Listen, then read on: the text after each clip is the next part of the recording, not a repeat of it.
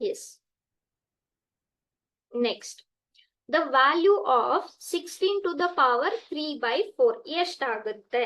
Okay, so ಏನು ಇಲ್ಲಿ power 3 by 4. So ಇವಾಗ ನೀವು ಸ್ವಲ್ಪ ಪ್ರಾಪರ್ಟೀಸ್ ಕಲ್ತಿರ್ತೀರಾ.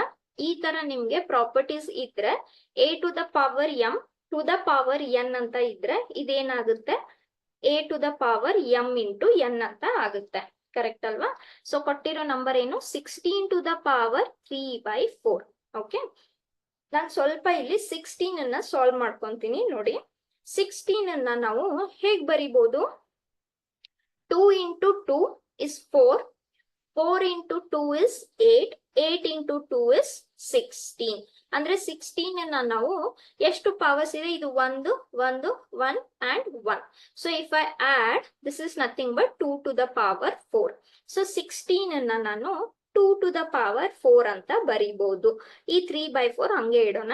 ಇವಾಗ ಈ ಪ್ರಾಪರ್ಟಿ ಅಪ್ಲೈ ಮಾಡಿದ್ರೆ ಕರೆಕ್ಟ್ ಅಲ್ವಾ? ಏನದು, a to the power m to the power n ಇದೇನಾಗುತ್ತೆ, 2 to the power 4 into 3 by 4 ಆಗುತ್ತೆ. ಕರೆಕ್ಟ್ ಅಲ್ವಾ? ಇವಾಗ ಇಲ್ಲಿ 4 ಮತ್ತೆ 4 ಕ್ಯಾನ್ಸಲ್ ಆಯ್ತು. ಸೊ ಏನ್ ಉಳಿತು, 2 ಟು ದ ಪವರ್ 3. ಅಂದ್ರೆ you are multiplying 2 for how many times? 3 times.